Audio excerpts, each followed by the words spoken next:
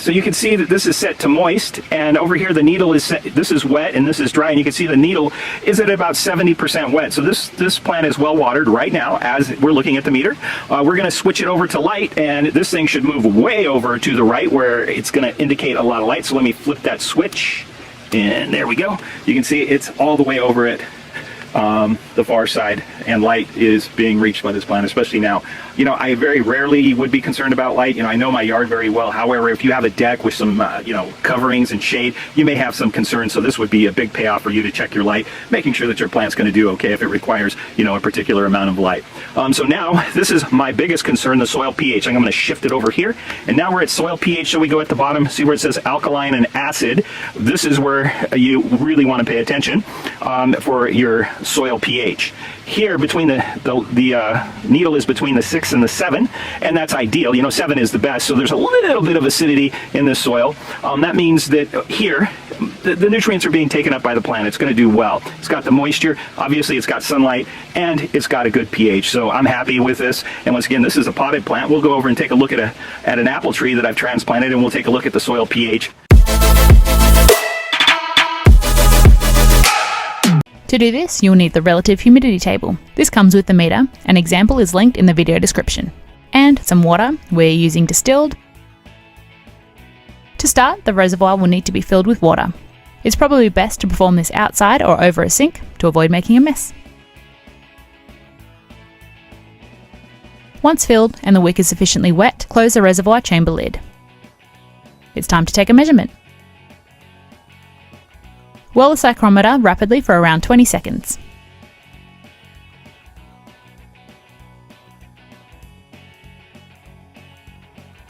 After 20 seconds or more has elapsed, record the wet and dry bulb temperatures immediately.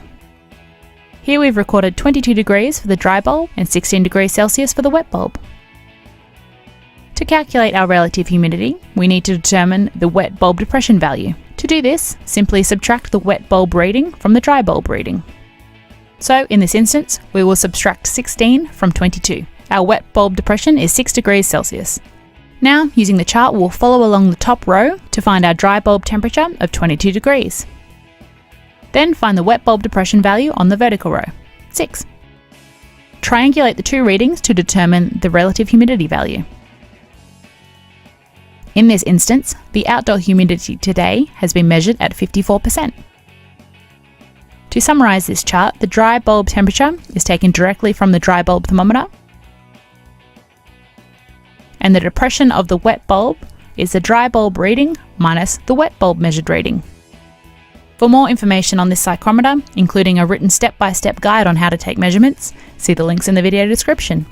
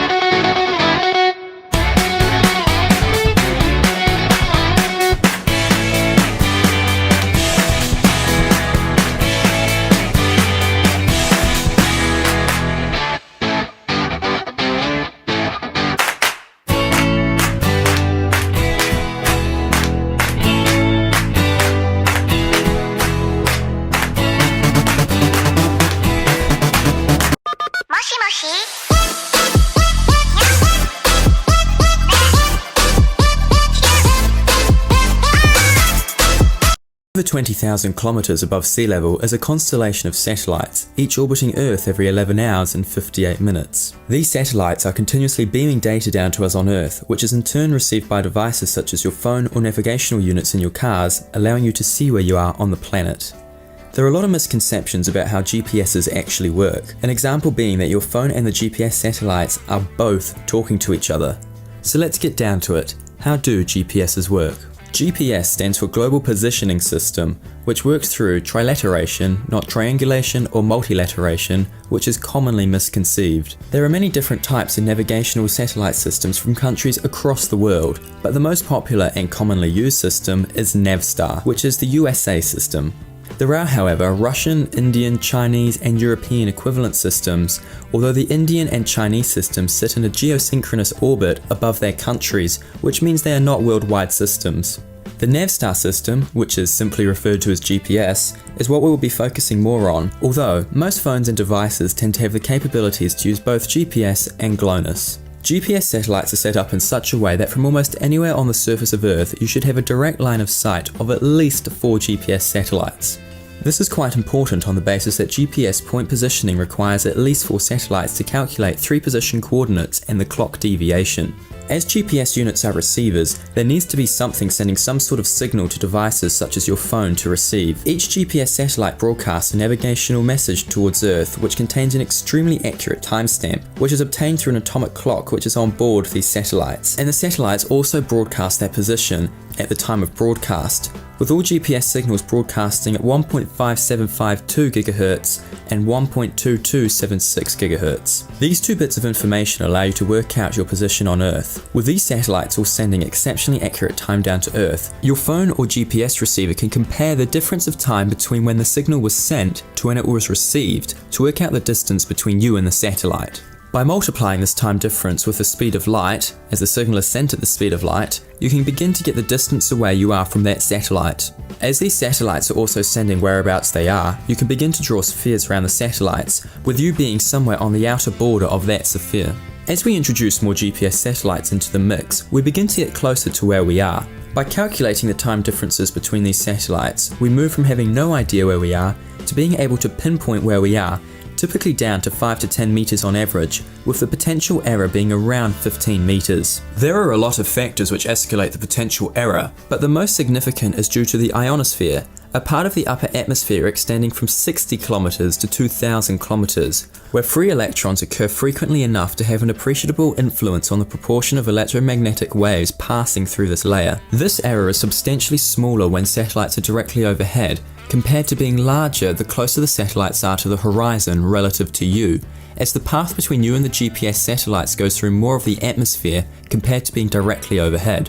Even things such as small variations in the atomic clocks found on board these satellites can cause major errors. A clock error of 1 nanosecond can translate to a 1 foot or 30 centimeter miscalculation. Then the theory of relativity kicks in, with the atomic clocks ticking ever so slightly slower than clocks which are stationary on the ground, which translates into a 7 microsecond a day delay. General relativity then also kicks in, with the effect of the gravitational frequency shift being far greater than the 7 microsecond per day delay due to the velocity relative to Earth. As the theory states that a clock which is closer to a massive object will be slower than a clock further away, the atomic clocks on board the GPSs are faster by about 45.9 microseconds per day. Combining the 7 microsecond a day delay due to the satellite's velocity relative to Earth and the GPSs being further away from Earth, this adds up to a 38 microsecond delay, which if left uncorrected would translate through to a 10 km a day pseudo-range error, rendering GPSs invalid from the get-go if this was not to be taken into consideration. This is compensated by the GPS's clock's frequencies being slightly slowed down from 10.23 MHz to 10.229999999543 MHz to cancel out the effects of relativity. So next time you turn on your GPS on your phone or other device, you should now realize just how much physics and maths is going in towards you finding your own location. Clap. Go.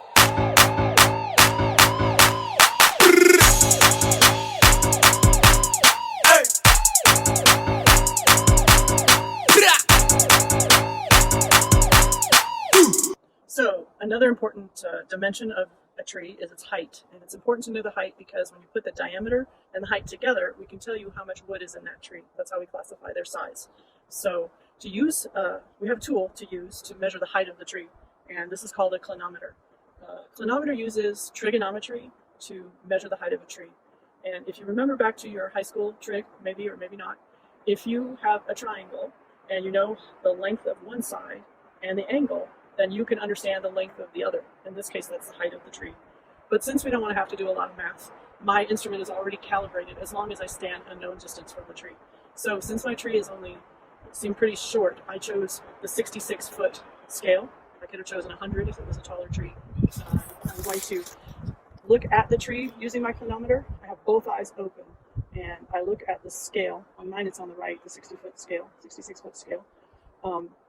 I shoot the bottom of the tree. I have both eyes open so I can put the black center line at the bottom of the tree.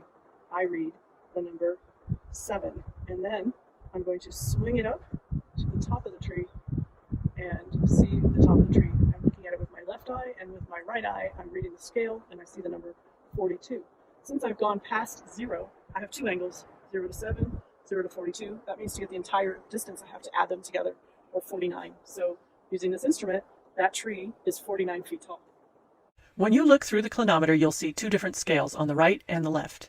To check which scale you want to use, tilt your head way back while looking through it to see the unit label at the bottom. On most clinometers, there'll be a percent side and a chain side. To use the percent side, you'll want to be 100 feet from the tree, but 50 or 200 feet away can also work. To use the chain side, you'll want to be 66 feet from the tree, but 33 or 132 feet away can also work. To get an accurate reading, measure from the uphill side. For taller trees, move farther away. This is because the clinometer loses accuracy when tilted too far up. Clinometers are more accurate than the Biltmore stick demonstrated in Part 1 and should be used when conducting a more precise inventory.